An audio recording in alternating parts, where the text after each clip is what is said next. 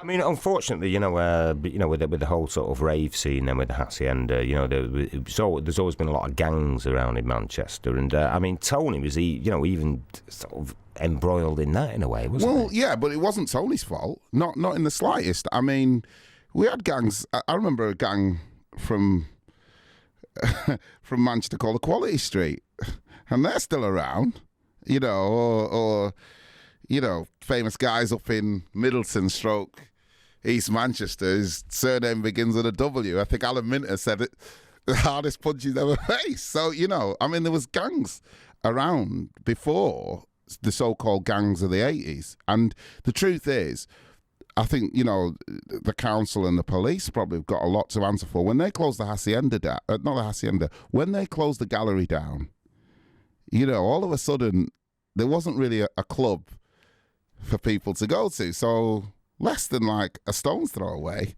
was the Hacienda. And you needed strong doormen, and you needed, so it meant that you had to deal with doormen who knew what they were doing. And so the door, there was two sets of doors at the Hacienda where those guys tried it in very, very, very difficult circumstances, and now it's not nowhere near as bad, now as it was in, say, 88, 89, 90, when you basically really did have a proper turf war going on in Manchester, and yet you had to run possibly the most famous club in the world at that time and deal with the economics of, certain people in the town who were making money doing whatever. It was just incredibly, incredibly difficult. And again, difficult in 91, 92, 93, 94. I don't think, unless you were,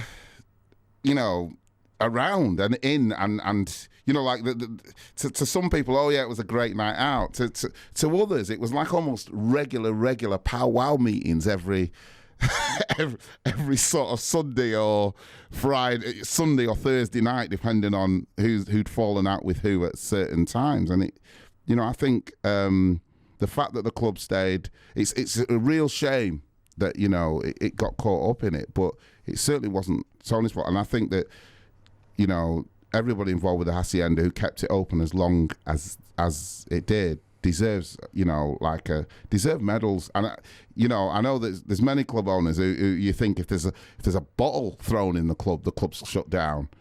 And trust me, there was a lot more than just bottles at that, and it was difficult times, and again, and Tony could talk to anybody. You know what I mean? And I mean anybody. 1 minute he'd be talking to a guy, who grew up in really, really and truly hard, rough streets of Manchester, and the next minute he'd be talking probably to a politician. You know what I mean? Or a public schoolboy from Eton. You know what I mean? And both make them feel equally at home. And that's an amazing quality.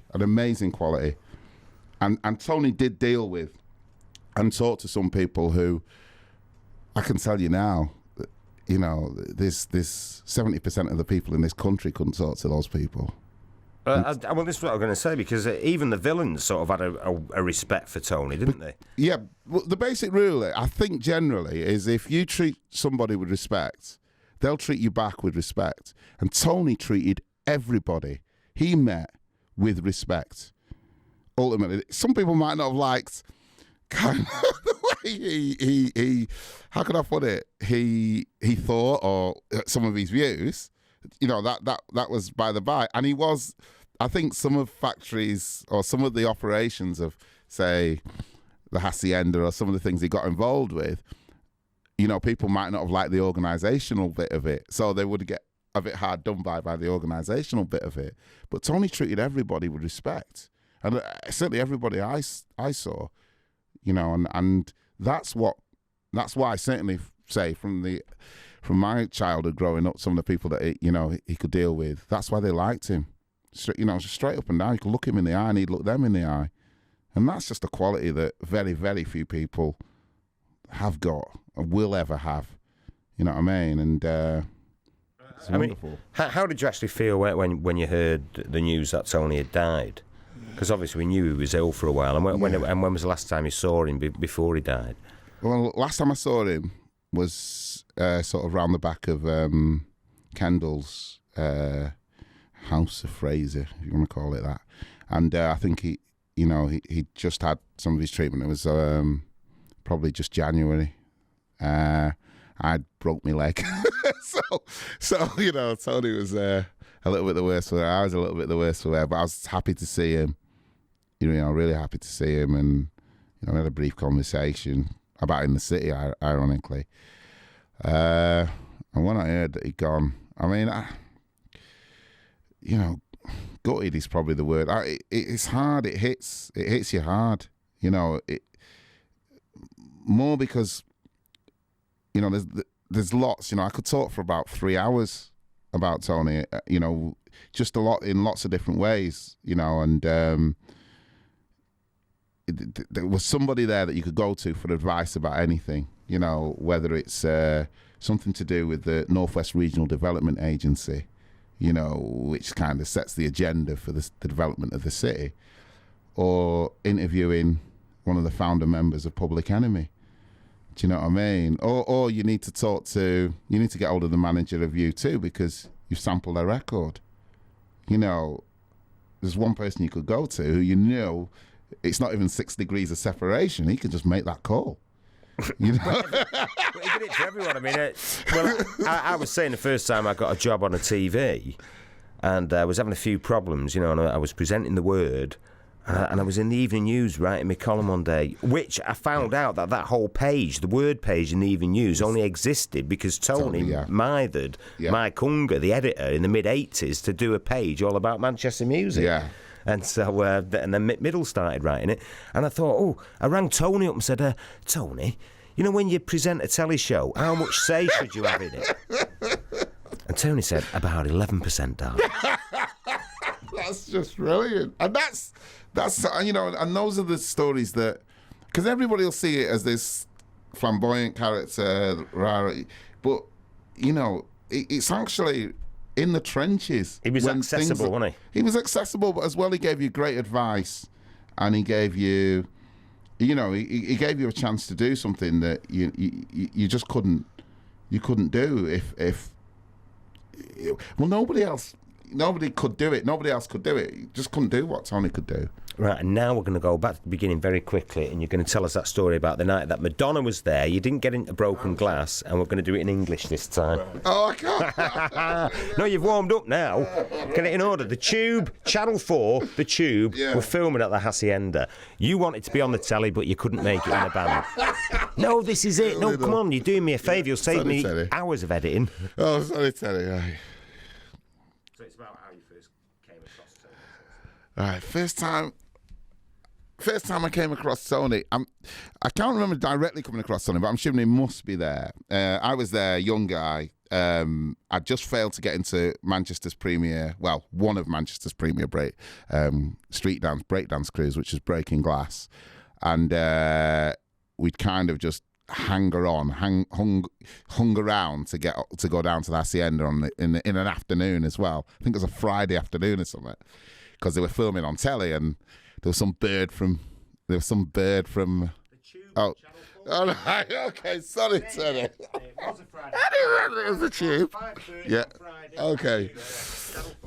All right, yeah, it was a Friday, 5:30, 5 o'clock, the Tube, Channel 4.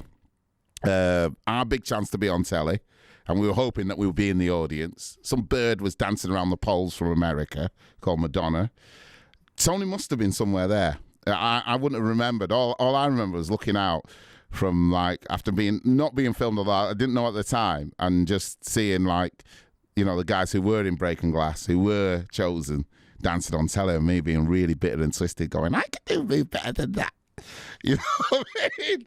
And I think I was there with Benji Reid, actually, of all people. And yeah, that must have been the first time that I would have seen Tony, but it's not the first time I met him. And is that kind of what inspired you then to do the Rock the House nights?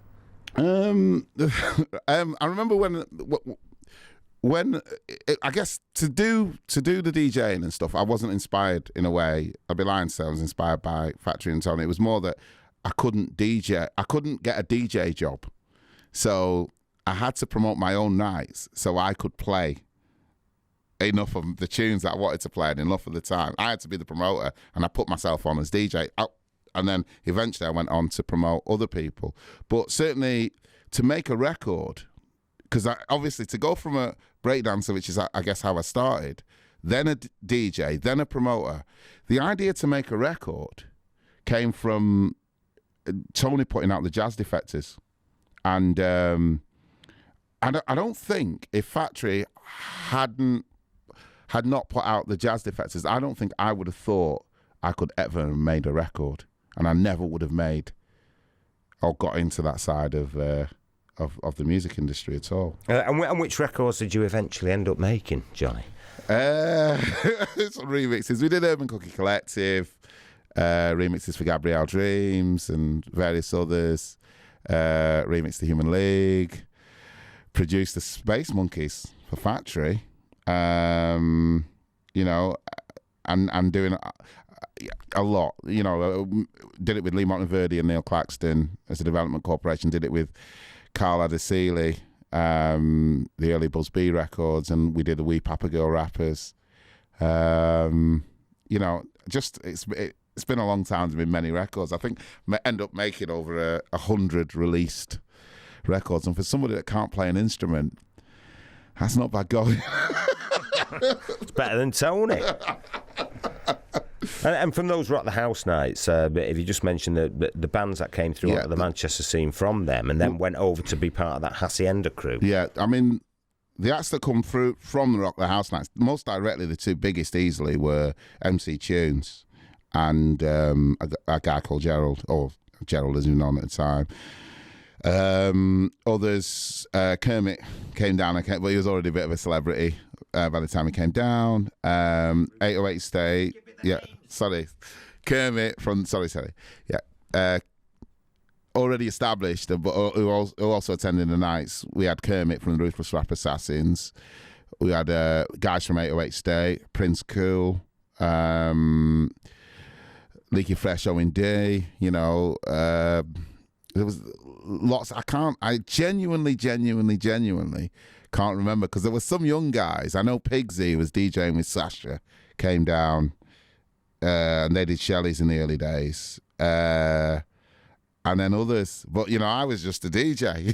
And a lot of the time I was just concentrating on keeping people on the dance floor, playing some obscure breakbeat records. But yeah, the nights, the nights, I think it was more the crowd, because that's what people forget, and even Mike Pickering will say, when you play a record, and that crowd can respond to that record immediately and create a vibe in a club straight away because you've played a tune, then that gives you as a DJ a lot more chance to go further and push that crowd further, playing tunes that they haven't heard on the radio, they haven't really heard anywhere else, and the first time they're hearing it is when you're playing it that night. And that's what it was more the crowd who went to the Rock the House nights, which were at Gallery and Strawberries, and you not know who you are. Yous are the ones that sort of became the founding crowd of the Hacienda, and one of the sort of people without the drugs, should we say? But when the drugs hit, certainly for, if you want to call it the Scally crowd, that certainly worked as well.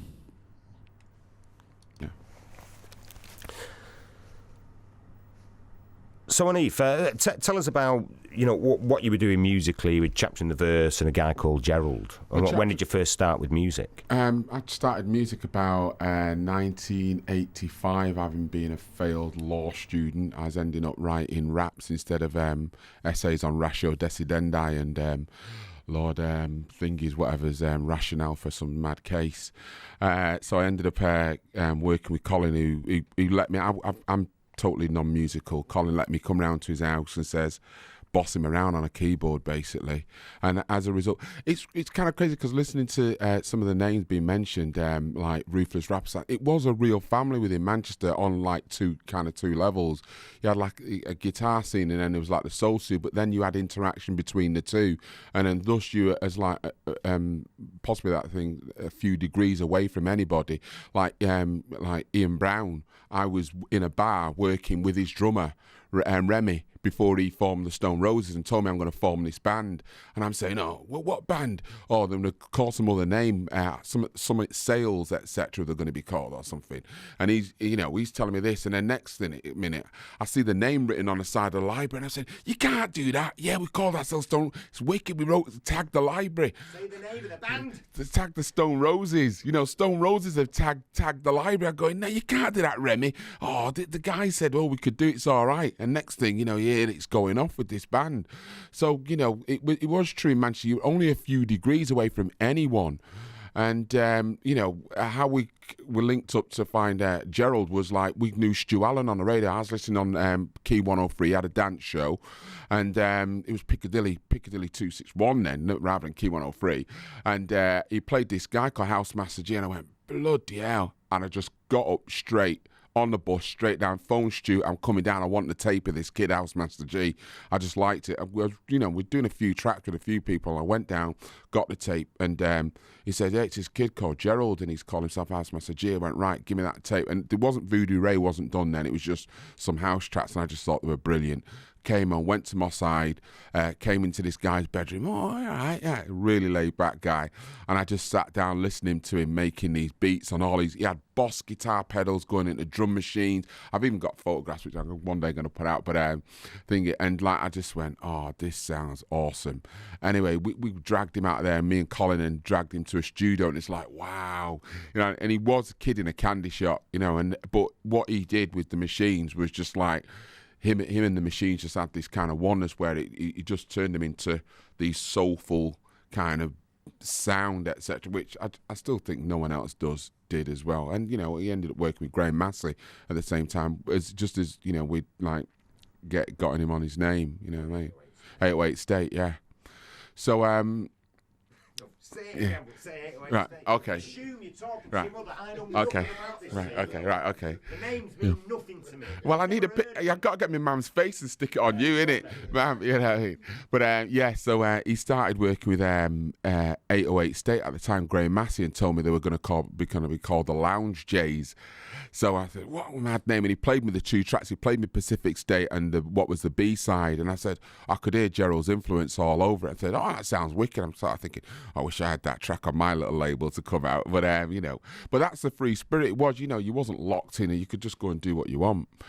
And, when we finished Gerald's track, we took it up to the Hass, and Mike Pickering just loved it. Ewan, my DJ who played at the gallery, he loved it. And I kind of thought, oh, this thing's going to do all right, in terms of local, stay local. I didn't know it was actually going to become like a house anthem at the time. I wish I'd have got my writing credit on, but that's another story.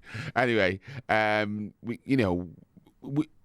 when we made that whole album, we moved into Out of the Blue Studios, which is a studios in Ancoats. We did the album in a week and a half because, we kind of thought, you don't need to spend ages doing it. And we didn't have a lot of money, so we had to turn it over really quick.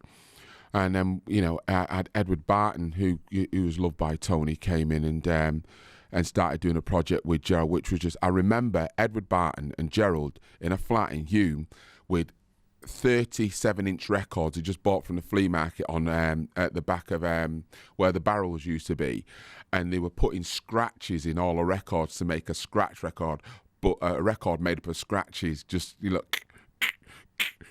these two, and I thought, oh my God, what is it? And then the same 2 weeks later, Nicky Lockett comes round, and he's in with Gerald, making his track. And honestly, this day, one of the most fantastic tracks. They lost it because the machine crashed. Nicky brought some Irish little fiddle record, and Gerald looped it up, and Nicky just put a vocal over it, and it was I was buzzing, absolutely buzzing. Yeah. Yeah, Nicky Lockett, Gerald and Nicky Lockett, who's MC Tunes, were in his flat, and Nicky just brought round this little Irish record with a fiddle on it, and within I came back half an hour, went down to the chippy, half an hour, Nicky was just MCing over this. The track was absolutely fantastic, and I said, get it down, get it recorded. I think, yes, this is killer. Machine goes down, it lost it, and it's like one of those things like, oh no, you know what I mean? Before anyone had a DAT machine, you know, people could kind of create it, but to even capture it was actually sometimes more expensive. It'd end up on a cassette, you know what I mean? Unless you was in the studio, you get it onto a DAT where you could kind of say it was quality to go down. People had to borrow DAT machines from one another, you know, it was for them to put something down. So that whole time was like really, you know, really. I think Tony had a great influence because also, you know, you could go up to Tony and kind of bring things to him, or you know, to Factory or to Hacienda, and it would have a chance to survive. Like it was chapter and a verse. I knew he liked it because we were kind of political, and at the time, you know, it was anti-Thatcher and all that thing was ongoing. So you know, my raps that I used to write in chapter and a verse were very political, and so he'd always begin, oh, you want to come down and do this little thing, or you know, give us a touch and be mentioning us in certain articles, and even to the point of getting passes to come down to In the City, the music thing that he put on, which was like, I used to go down there and I'd be arguing for a whole day about black music and like they don't want to do any racism in the industry and stuff, and like Tony be there like just egging the argument on, etc., with some director of some major record company, and we're like winking, yeah, you don't do this, and yeah, I mean, you know, and like, you know, ended up in articles, me and Tony's face in the Guardian on the Sunday, like etc., you know, about you know music moguls with chips on the shoulders, not Tony like the EMI records and all this stuff. So you know, he allowed, you know, people to even get a mouthpiece, you know, and gave you a little pedestal even by bringing In the City in here, etc. So like, you know, people, you know, little people could get the word in. And was the Hacienda important in a way because it kind of brought all that sort of black music that was on the fringes together with all the white music that was on the fringes? It was. It's nowhere. I think we wouldn't have had Manchester without Tony. I sincerely believe it, because the way the music, people interacted, etc. It was easy because you could meet them at Hacienda, you know, like the Jazz Defectors. They met all the players from their band via the Hassets, and you know, and put a band together. Like, we didn't know, you know. I know when you talk about it, Manchester, the black music side was focused around dance. And it's ironic, I've been watching a thing on BBC which is about the Brazil and how, you know, the political thing about dance and music, and it was kind of like that, i.e. it was West End style story. Your ego as a dancer was really important. So you know, the whole dance scene going into the Hacienda was a different level. Again, it was a new stage to be active on, which was kind of a big stage in essence, because you knew there was a lot of people who worked in TV and media who fed out of the Hacienda, who could all of a sudden pick you and say, right, I want you to be on this, or I want you to be on that, or would you like to be involved in a band, or would you like to be involved in this arts project? So what the Hass did was a shop window as well of creativity. And yeah, sometimes you go down, it was dead, but there were things going on in there which were just, you know, it wouldn't even happen in art galleries. There would be too beyond art galleries. And for somewhere, you know, I remember they used to have it's a Wednesday night when it's theatre. On the stage, I was in the DJ box with you, and you had people acting with music going on. It was like, this place is mental. You know, and in some instances, I liked it then. If it's correct, I used to knock it because I was a cynic. But in terms of being allowed to do it, yeah, I had to hold your hands up. But you know, and when the rave thing come along, the acid thing, well, you know, that was something else. I couldn't handle it, half of it, because I really couldn't handle it. But I'd go down and meet people and I want to get out, you know what I mean, as such. Too busy. Oh, and then dead quickly, once again, just that quick story about when you very first met him, when you were a kid, he come out of your house in Longside. Would you sort of describe your house, describe the street, and how weird it was to get someone from the telly? Because that was the thing with Tony. He gave you a glimpse into a different world. He was from a different world. Well, no, all right. Well, the madness is, well, when I first met Tony was about 1973 when he came down to film my brother, who was just previously won the ABA boxing championships and was going to Russia to fight for England.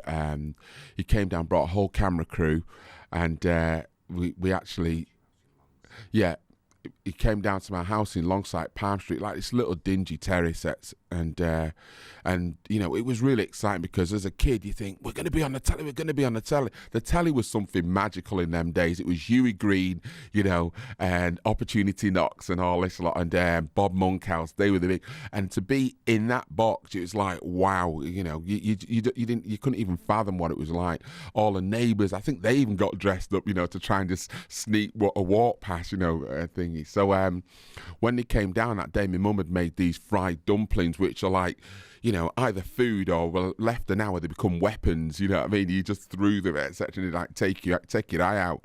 And like I remember offering them to Tony, and he like wanted to be courteous, and he bit in. I felt he liked it, and then I think you know, his digestive system, they're hard going ones, you know, a bit Irish dumplings, etc.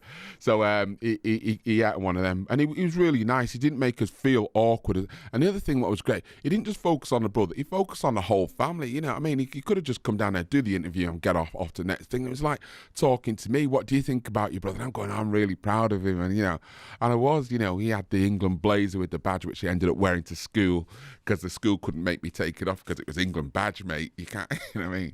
So that whole thing of coming down for the TV was, to me, a really, really important part in my life. I remember talking about it for years, and kids at school, he was on the telly. And, you know, it was, and I found out later, a couple of months later, Tony Wilson didn't live far from Longside. He lived on Dickinson Road. That was where, I think, one of his first flats, just up near where Brooks cycles, if anyone remembers it. So he was local to the area, and, you know, and then he ended up living in Didsbury, not far. You know, so, you know, I've got enough love for the man.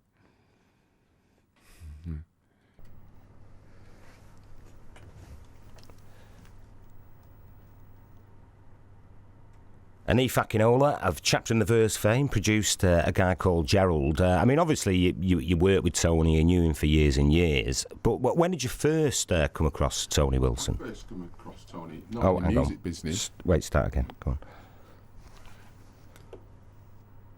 Yeah, I just had the wrong mic open. I first came across Tony, not in the music business, ironically. It was regards to my brother, who was a boxer for England. He had just previously, 1973, won the ABA championships. And Granada sent down this fresh-faced young reporter to come and interview us, and brought a whole camera crew down to our house, and like we all had to get our best dressed clothes on, etc. in the front room. And ironic, you know, they got all of us in the front room, and it was Tony. My mum made fried dumplings for him, and he and the guy were like eating them, and I think Tony kind of had one bite of it, and like accidentally dropped it on the ground and said, "Oh God." You know what I mean? He cracked full. So that's when I first met him. It was, it's great for me because as a kid, I was telling all my mates, I'm on the telly, I'm on Granada. And I do remember it was Tony Wilson, you know what I mean? Because like you just saw, you saw him on doing a lot of the outside interviews in the time. So that's when I first met him, about 73, 74. And that was at your house in Longside? Longside? In Longside, yeah, Palm Street, yeah, still there today. Well, it's a bit mad because you weren't used to tea, just to even get seen on the tea, but to actually come to your house. So like I was just telling everyone at school, our kid was really modest about it. I think he was actually shy, being like boxers. They don't crave the the attention that much. Etc. So we told the whole street, and they were just all piled outside the house, looking through the window and stuff like this, and his camera crew just filming us, and we just sat there. I'd love to see the footage now. It'd look horrible, man. Oh man. But I think they had a live. I don't think they had it wasn't live. It was just like they got it in the cannon and told us when it was going to be going out. I don't think it went out that night. I don't think it was those quick in those days. So when did you sort of bump into Tony on the music side? On the music side, I think after doing, I kept coming in contact with, because he's the type of guy who, would come and like find what's going on the streets. So we obviously when we started working with a guy called Gerald, we looked at him. Tony picked up on it and really liked it. It was going off in the house. Mike Pickering started playing it, and Tony just said, "Look, we want to bring this band down, etc." And we'd said we'd had a live band, so we got invited down to do nights at the house, and also, Hugh and Clark, my mate, was DJing there, so it's all kind of quite close knit crew. I'm trying to think. The first. Also, there's another time when Tony came down to Moonraker Studios when we actually worked, and we was working on a project, Kiss AMC, a girl rap group who were linked with the Ruthless Rap Assassins, and we were doing this kind of deep, really like Depeche Mode song, and I says, "Oh, I love that song by a band, Joy Division, Love Will Tear Us Apart." He said to me, "If you want, you can cover it, no problem." And my mates couldn't believe it, I got permission, especially the engineer who was a massive Joy Division fan. It never happened, man. I so regret not doing it. But so we kept coming in contact with him in lots of different places. I mean, the irony is, I suppose, and there was always a criticism aimed at Factory Records, although they did have, a dalliance with people like 52nd Street, and of course, Alan Erasmus, 1/3 of Factory, if you like, in terms of the ownership and all the rest of it, was a black guy. That they always ignored black music in Manchester. Well, they picked one band who did well, 52nd Street, went to States and did really well. And I think, I don't know if it's a true of ignorance. It's just maybe there's so much other things going on, in times. And also, the times that we were, a lot of the bands wouldn't have headed for, try to have gotten in with that, actually Factory Records, because they wouldn't have deemed it as a cool label to be in. It's more like guitar bands, whereby most of the black music artists wanted to go to London and try and work with, your MCAs and, the Warners and such like that. Labels that were more affiliated with black music, because everyone all wanted it to kind of happen in the States, etc. So, but they did come out, and I know people who said they'd worked for Factory and linked in with Factory who came and took projects on, and I know people who got, little singles off as well as a result of, little side shenanigans from Factory money, etc. So, there was that kind of thing. But no, in truth, there wasn't a hard push for black music from Factory Records. But I think Although I was going to say, in 1981, they signed ESG from New York, didn't they? Dance, probably one of the first house-type bands ever. Yeah. They were obviously, we know how well up front they were, and especially, when the Hass came along, the bands that were coming there, and the music and the producers, Arthur Baker, coming down and working with things, but he was legendary on the R&B soul scene and such. So, it's kind of maybe not a best thing to say it wasn't, hardcore for black music, but, it was doing what it was doing. I mean, in terms of being part of, a guy called Gerald, trapped in the verse, you had success outside of Manchester, Backyard Dog more recently, on that black music side. I mean, Tony was always excited about it. But how much influence did that whole Factory setup and the things that Tony Wilson have on the scene in Manchester, even for black musicians? I think it led to a model, because here you kind of saw people who you saw day in, day out, kind of have a little house and run a label and kind of run it quite efficiently, i.e., product came out and it had an identity, a brand, i.e., the Factory logo, that, the stripes and the 51, it was there in your face, and you could kind of use that as a model for your own kind of thing, because it wasn't like they were distant, like a major EMI whereby you had no clue or as such. And Rob Gretton was kind of linked in with, kind of doing a similar thing as well. So you kind of felt it was possible for you to kind of do your own things. Hence why when we had Gerald, we made a label, and it was like Ram Records. We went over to Liverpool, met some guys, and you kind of think, well, you get it pressed up, you do this, and you give it to these DJs. And with having even the whole Factory thing, with the hash, there was somewhere where you could go, almost like in Chicago, like Paradise Factory. Here's my 12-inch, give it to Pickering or to Hugh or such, and they'd say, yeah, I like it, I play it, and you'd have an audience who you'd be almost like marketing your music, and if it was going off, it was going off. So a lot of bands use that as a facility, which is obviously as a result of what Factory did. Like 808 State, I'm trying to think. It's Mike Pickering's own T-Coy project. Jazz Defectors. Sub. Yeah. DFM, which is Dave Rolfe, who now manages. I can't remember what's Doves and Doves, Sub. yeah. Sorry, yeah. So but he was doing electro back then. There's loads who actually did tap into that. Tap into it. And again, you actually appeared on several TV programs that Tony did as well at the time. And I mean, and again, so was it that accessibility, do you think, that Tony gave? Well, yeah, he did, and he allowed creativity to just run its own course. Like I can't even fathom how many times he had Edward Barton on, because we Edward Barton, who went on to write Opus 3, Fine Day Tonight. It's fun, he was just like a true Manchester eccentric. And we did a project with him which involved 808 State, a guy called Gerald. I think the Mondays might have been involved on his album, Slap My Belly, and he also did The North. And he brought Ed on to do his famous guitar solos, which is, where Ed had like 3 strings and played the guitar with a spoon. And, when Gerald, we did a project with him, and it was with Edward and Gerald, and we was doing vocals and doing the backing music. And it was, I think if you'd have gone to like someone straight out of BBC or stuff and said, oh no, this just looks too, but Tony just says, we're having it, I love it, it's great, we get it in. And to this day, I still get people possibly more memorable about that than loads of the other projects. Oh, you was in that North thing with that my guy Edward Barton.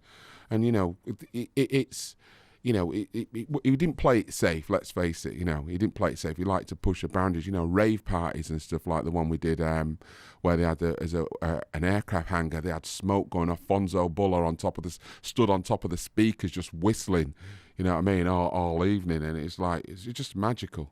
It's just magical. Well, do you think we'll ever see his type again? I don't think you will, because the whole times of the way the actual...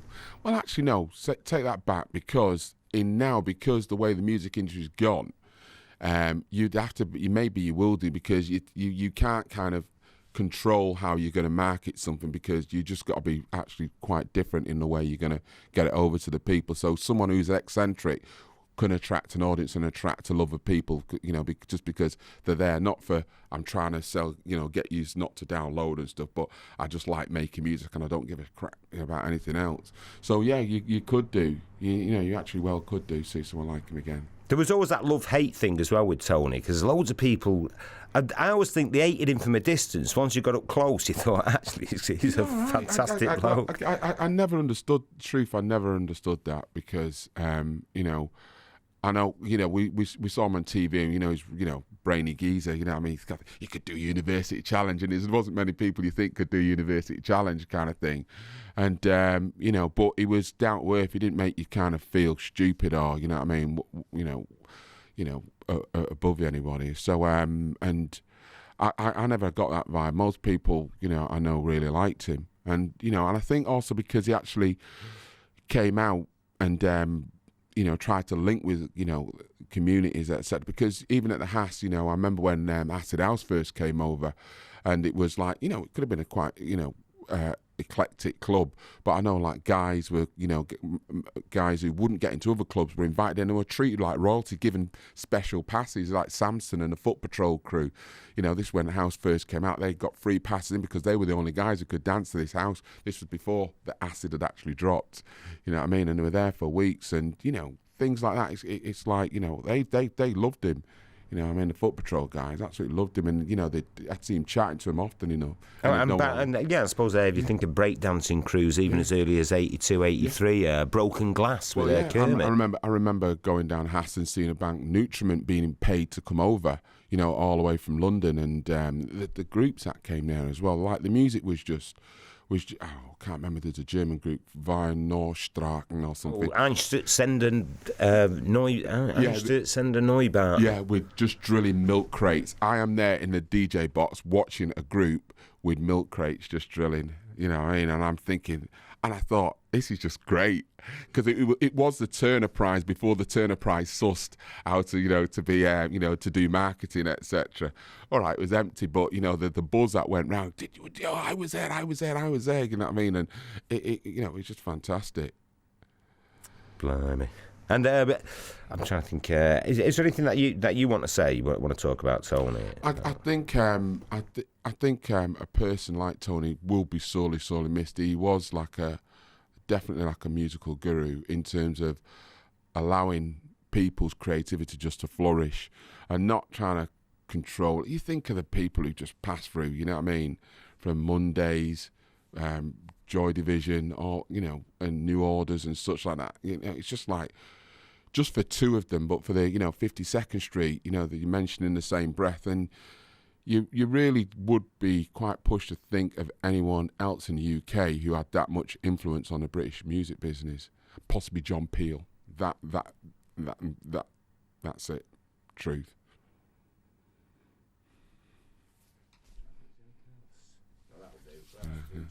Yeah. It's all right. You think of anything else? Johnny J, DJ, music producer. For a lot of people, you were sort of Mr. Black Music in Manchester in terms of in terms of the second lot, because it was from your nights. The second coming. Yeah. You kind of promoted, I don't know, Chapter in the Verse, guy called Gerald, 808 State, Spin Masters used to be down there, Ruthless Rap Assassins, MC Busby. So, you grew up in Cheetah you were out of that kind of little factory record set. Yeah. So how did you first come across Tony Wilson? How did I first come? I can't remember how I first come across Tony. I'm assuming he must have been there a period when I was sort of involved but not in Broken Glass. I'd failed to get into Broken Glass because my body popping wasn't up to scratch.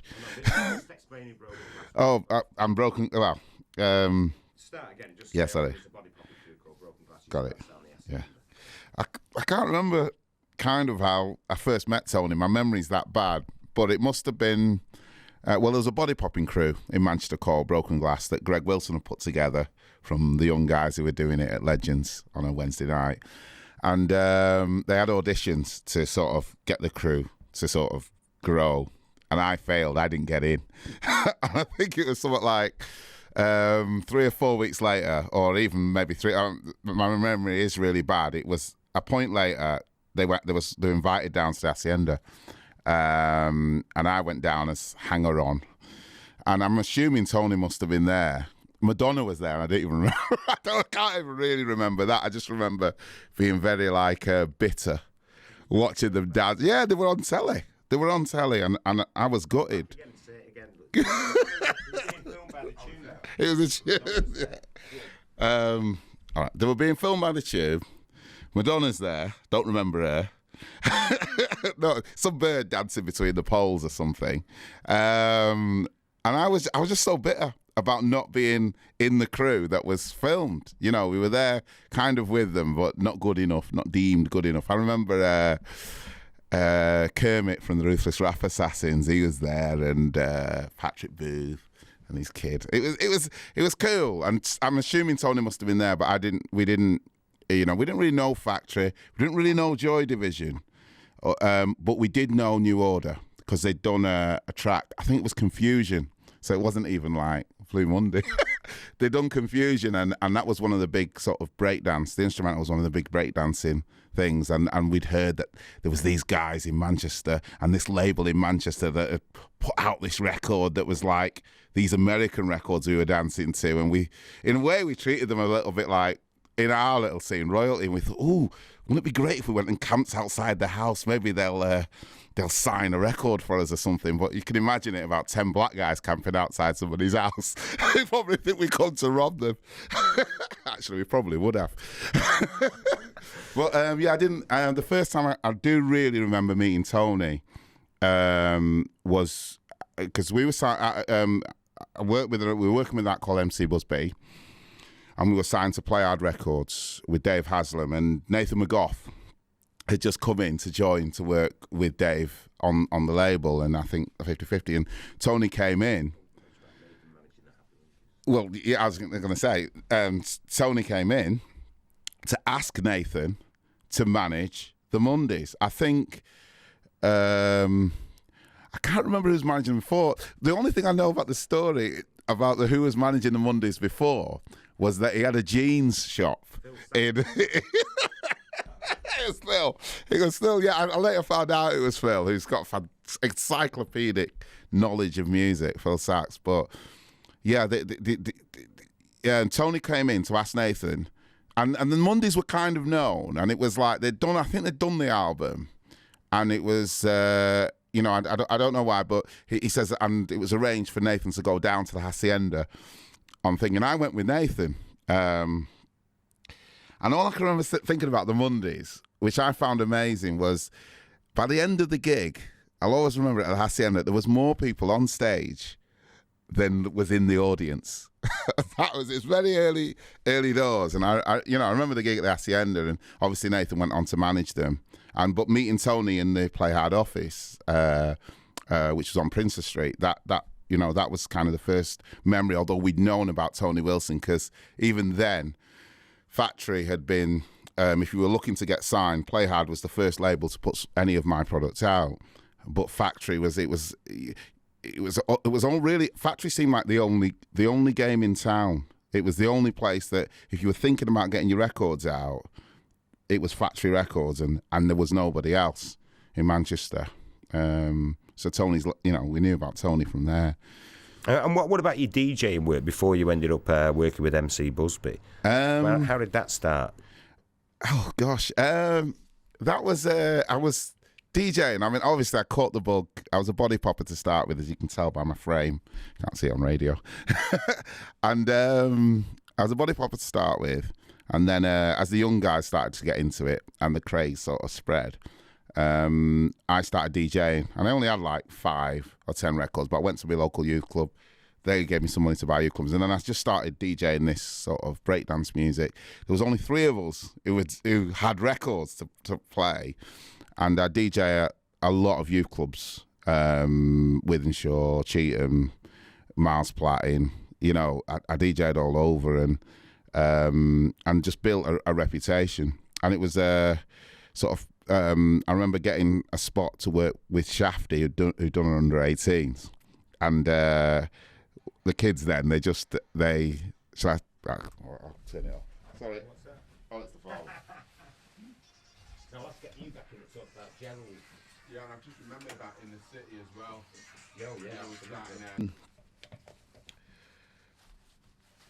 Just get to the Rock the House night. Yeah, set up a crew called Rock the House. There was all sorts in it. Prince Cool, MC Busby,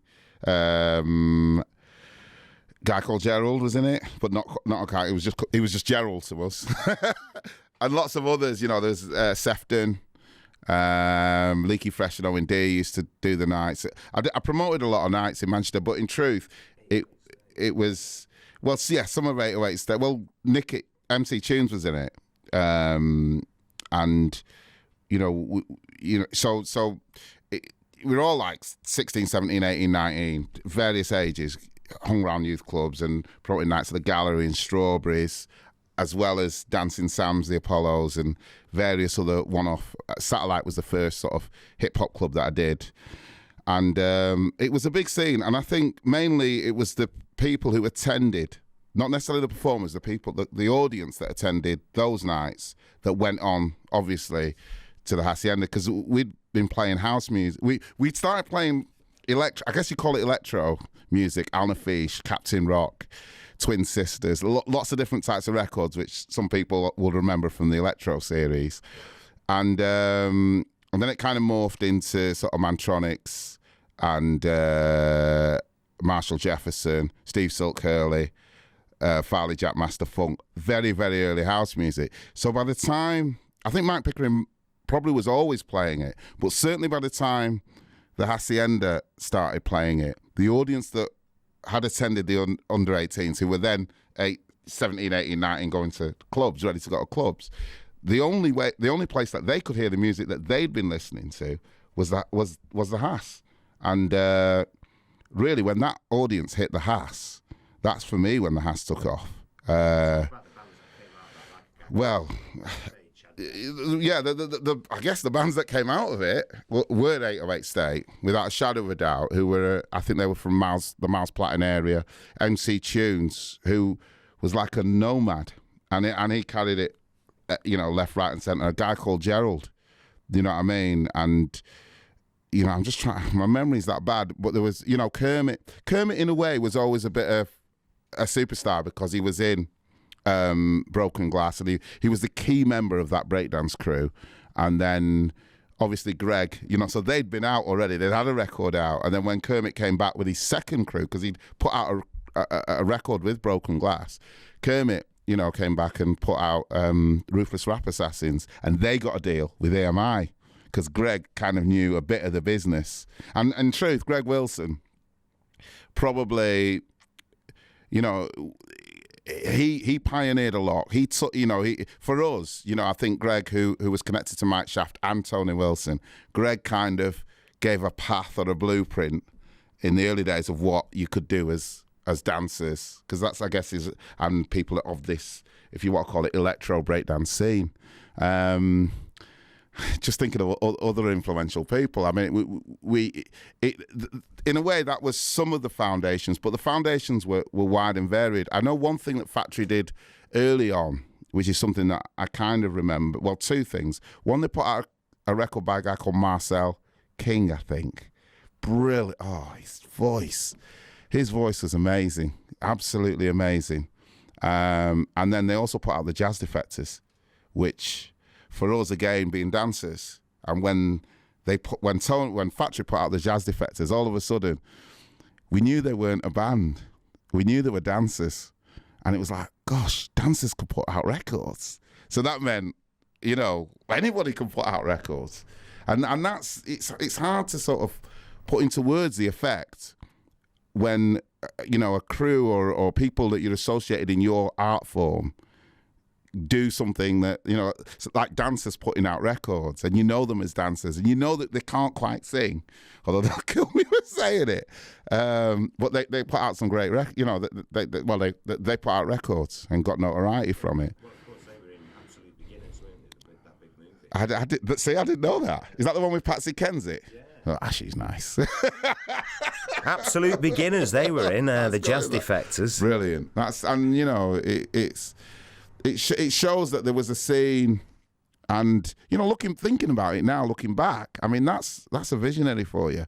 When you talk to most A&R people or most record people, they're only interested in, oh, can they play guitar? Do they sound like the Clash? Have they got the right haircuts? Or the Kooks? Or the, you know, but it's just getting using music to sort of capture sort of a culture. I mean, that was the thing with Tony. He would spend more time talking to 17 and 18-year-olds in an unpervy way. Would you know what I mean? He would really listen to kids, wouldn't he? Yeah. And he kind of knew what was going on, and his intelligence as well, you know what I mean, which is putting kind of things together, things going on in his head. That's the thing that probably definitely sets him apart, you know. And yet he never really understood the music half the time, because I remember, what is it, when...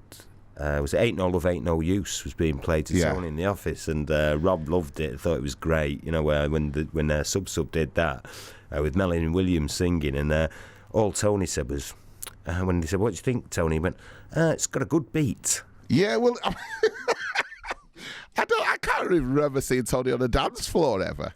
You know, I don't know if that, you know, because he had like Rob Gretton, you know, what a genius he was as well. And Tony always said it, you know, so Tony would always kind of have people around him that knew the music. Mike Pickering, you know what I mean? There's a lot of people who are well underestimated, and, you know, but, I mean, music, it's hard to quantify music. Music isn't just like the best singer in the world or the best, you know, thing. One of my favourite bands, Run DMC, who go to the Hacienda. You know, first time I saw them in the Haas, nobody was there. Well, all right, nobody. There was about 10 people there. And I think it was on the King of Rock album, which was the album just before Walk This Way. And Owen and Leakey had met them at Wimpy in Piccadilly. You know, these American guys. And they were playing the Haas that Saturday or Friday night. And nobody was there. Nobody at all. And I remember being in the house with Chad Jackson, and he was playing West End Girls for the first time, which sounded immense. But it was on a Columbia, the black label, so it must have been because it eventually came out on EMI. And again, he played this great record to nobody in the Haas, and I think again, it's the pioneering spirit. There was a space that was available for something to happen in. You know what I mean? And it wasn't just Tony. It was Tony and the group of people that he got together to make that, or the group of people that he was involved with to make that come together. And those are the things that you can't quantify. Another strange one, again, you know, we're talking about Tony, was he had this nature where he went from the nun to the whore. So, I mean, there were some right villains as well that he was involved in, especially in the days when the old Hacienda... That's unfortunate. In truth, right? In truth, Manchester...